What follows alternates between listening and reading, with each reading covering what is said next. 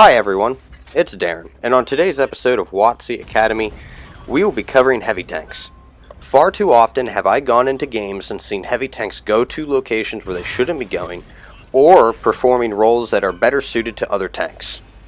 So today, we're going to cover heavy tanks, their roles, and categories. So let's get into it, shall we? Now overall, heavy tanks have one main purpose in World of Tanks. This being that they are to go to important points of contention and fight the enemy using their big guns and strong armor. But not all heavy tanks are the same. There are three subcategories that heavy tanks fall into.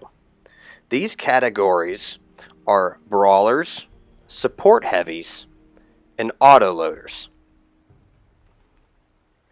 I will start by going over the brawlers, and then I'll move into the support heavies, and then I'll move into the autoloaders, which are kind of able to perform both a brawling role as well as the support role, depending on the type of autoloader that you are playing. Now the first subcategory is brawling. I know brawling takes many forms in this game, but for simplicity's sake, in this video, brawling will be considered fighting in an urban setting on even ground. Now, brawling heavies are going to be the Maus E100 Type 5, Object 705A, the Panzer Kampfwagen 7, Super Conquer, the WZ-111-5A, the IS-7 113, the T-110E5, and the IS-4.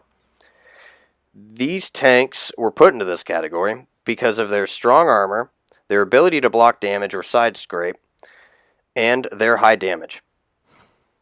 These tanks were specifically designed to brawl against enemy tanks, take and absorb damage, all the while dishing out damage in return and pushing back the enemy's off points of contention, allowing their teammates to support them and exploit weaknesses. The Maus here, for example, has very good armor and a large pool of HP. This allows the tank to get in close, angle its armor, and side scrape, absorbing damage. And when the enemy is reloading, the Maus can pull out, fire, and then go right back to where it was and continue absorbing damage and blocking it. Here we have an example of a Maus on Ensk. He's currently getting himself into a position of where he can have an advantage over his enemy. He sees that there's a Conqueror on the other side of the buildings. He fires, and then rotates his turret to maximize his armor to make it harder for the Conqueror to hit him. He knows that there's an enemy on his left. He angles his armor. You notice that the enemy has bounced off his armor, and then he's able to safely return fire. He then angles his armor again to protect from both the left and right, and then he gets closer to the building to make it harder for enemy artillery. He takes aim, he fires, and then he begins to reverse side scrape off the building, which is a very effective tactic for tanks like this. We now switch to another view of the Maus getting in the face of another heavy tank. He's trying to distract it to allow his platoon mates to come in and clean up.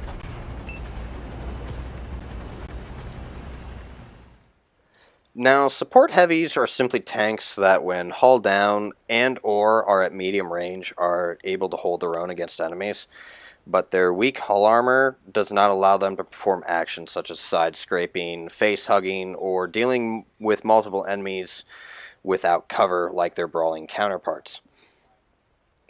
Tanks such as the Chieftain, the Object 277, and the FV-215B are tanks that fall into this category because of their weak hull armor.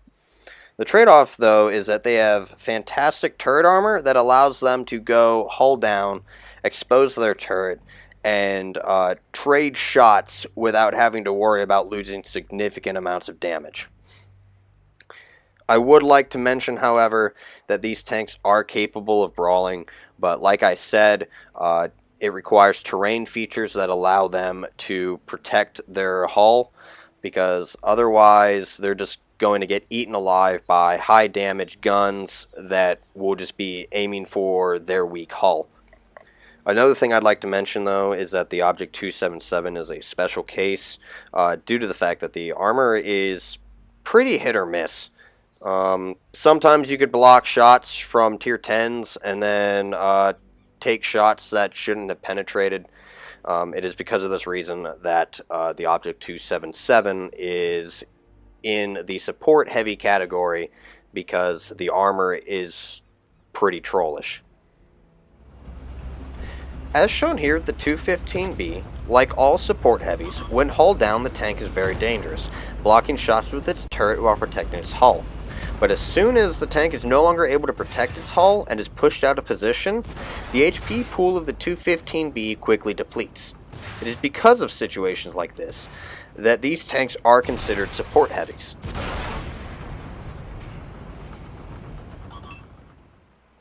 Finally, we have the last subcategory, and that is auto-loading heavies.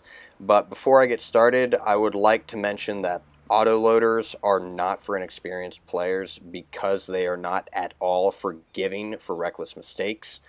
But anyway, these tanks are essentially force multipliers on the battlefield because they have the opportunity to send multiple rounds downrange very quickly. But once they have emptied their magazine, they become nothing more than defenseless rolling HP farms. The tanks that fall into this category are going to be the T-57 Heavy, the AMX-50B as shown here, and the Kronvon. These tanks are heavily reliant on the situation and their team to be successfully used. But the way autoloaders should be played is by rolling with a group of other tanks and letting them take the damage for you, and then when numerous low health tanks come into view, an autoloader can move out of cover and potentially knock out multiple tanks with one magazine.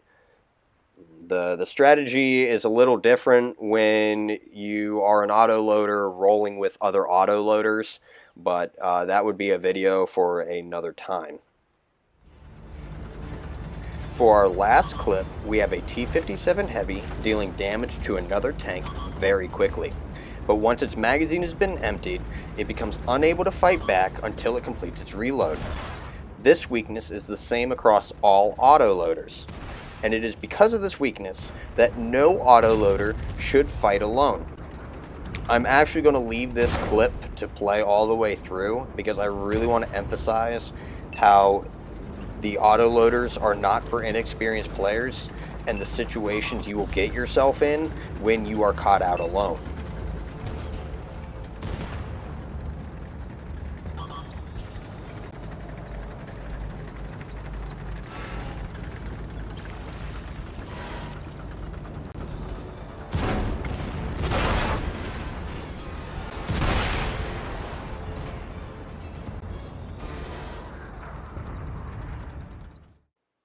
And that completes our overview of heavy tanks in the game. I'd like to thank you all for watching. If you liked this video, hit that thumbs up. And if you want to see more videos, don't forget to hit that subscribe button. Until next time, this has been Darren of WotC Academy.